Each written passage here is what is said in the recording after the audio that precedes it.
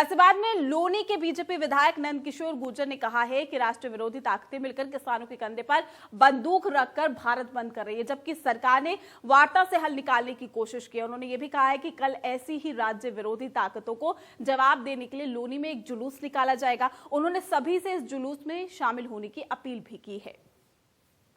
तो लोनी में विधायक निकालेंगे जुलूस, तो भारत बंद के खिलाफ ये जुलूस निकाला जाएगा। भारत बंद के ऐलान पर विधायक नंदकिशोर का बयान भी सामने आया है, सरकार किसानों की समस्या का हल निकाले। तो भारत बंद के ऐलान पर विधायक नंदकिशोर जुलूस भी निकालेंगे, सरकार किसानों के लिए हल निकालने को तैयार।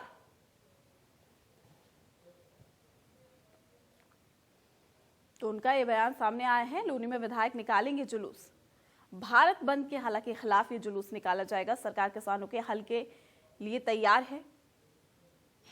कल कुछ किसानों के रूप में किसानों के कंधे पर बंदूक रखकर राष्ट्र विरोधी ताकतें जो इकट्ठा हुई है वो भारत बंद का ऐलान कर रही है। जब सरकार लगातार वार्ता करके सोल्यूशन निकाला है और जो बिल आया है वो देश का किसान 70 साल बाद, देश की आज़ादी के बाद पहली बार आज़ाद हुआ है। देश पहले आज़ाद हुआ था, लेकिन आज किसानों की जो आज़ादी है, किसानों की उन्नति तरक्की, सब लोग को प्लॉट बेच के, कोई ज़मीन बेच के अमीर बना है, कोई घोटाला करके अमीर बना है। जो पार्टियों के लोग हैं, किसान अमीर बन रहा है तो उनको हजम नहीं हो रहा है। इसलिए कल का जो बंद है उसके विरोध में तो माननीय प्रधानमंत्री जी और बिल के समर्थन में कलौनी में एक ऐतिहासिक जुलूस निकाला जाएगा। सभी व्यापारी और किसानों से हम मिलें। देश का एक एक किसान और एक एक राष्ट्रवादी व्यक्ति माननीय प्रधानमंत्री जी के साथ है। तो कल मेरी सबसे अपील है कि सब लोग जुलूस में शामिल हों और इस विरोधी ताकतों का मुंह तोड़ जवाब दें।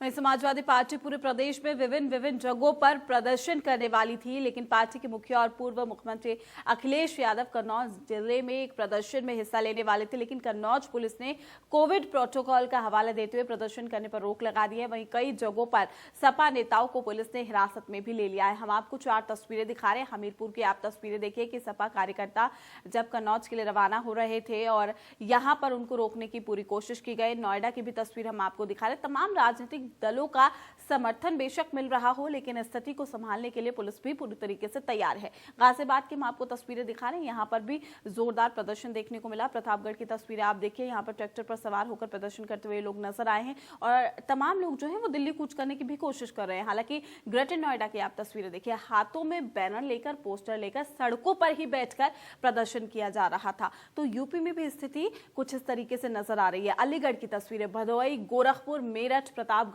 और ग्रेटर नोएडा की आप तस्वीरें देखिए।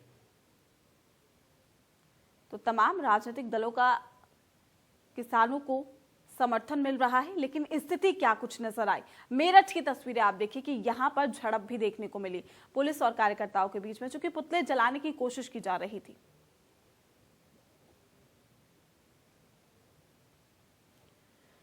तो यूपी में लगातार जो दंगल है वो दिखाई दे रहा है कृषि कानूनों को लेकर, जहां एक तरफ किसान आंदोलन पर अड़े हुए हैं और साथ ही दूसरी तरफ तमाम संगठन, तमाम विपक्षी दलों का जो सपोर्ट है, समर्थन है, वो किसानों को मिलता हुआ नजर आ रहा है। और इसी कड़ी में सभी लोग सड़कों पर उतरकर प्रदर्शन करते हुए नजर आए हैं। लखनऊ, अमरोहा, चंदौली, नोएडा, कासगंज की हम आपको तस्वीरें दिखा रहे हैं। कौशाम्बी की तस्वीर आप देखिए, यहाँ पर भी जब स्थिति चिंताजनक बनती हुई नजर आई तो यहाँ गिरफ्तारी भी की गई जो लोग प्रदर्शन कर रहे थे। कानपुर की तस्वीरें आप देखिए, मिर्जापुर की तस्वीरें आप देखिए कि सड़कों पर किस तरीके से लेट कर यहाँ पर प्रदर्शन किया गया।